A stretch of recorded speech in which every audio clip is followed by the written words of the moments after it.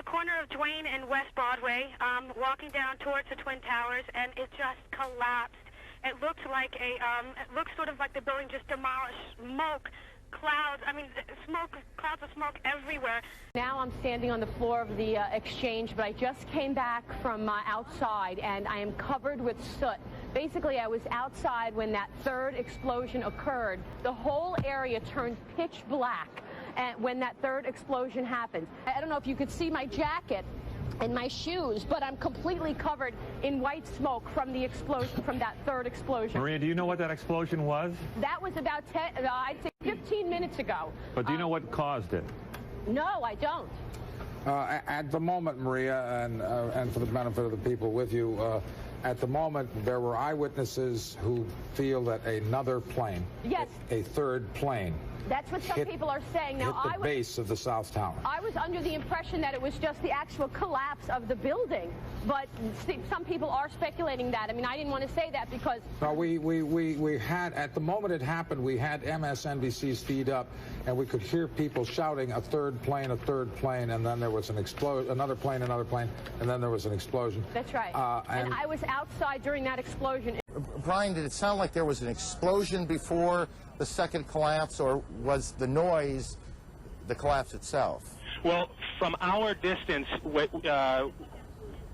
I was not able to distinguish between an explosion and the collapse. We were several hundred yards away, but we clearly saw the building come down. I heard your report of a fourth explosion. I can't confirm that, but we heard some boom, and then the building fold in on itself. The second explosion that I witnessed was about 10 a.m., and that was, in retrospect, the collapse of that tower. And again, debris came at us. The whole area turned pitch black. All we could see was smoke. We couldn't even breathe practically. We were closing our eyes. I actually went under the building across the New York Stock Exchange. I walked outside a little while ago. There are dust, white dust, this thick on the floor of debris and smoke just settling after the explosions. I mentioned to you earlier in the coverage that I myself witnessed two of the explosions.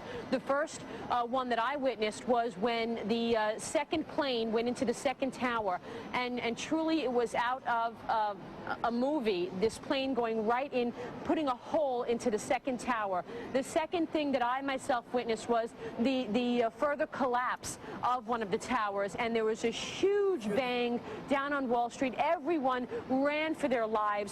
I was outside a little while ago. It almost looks like there's snow on the ground.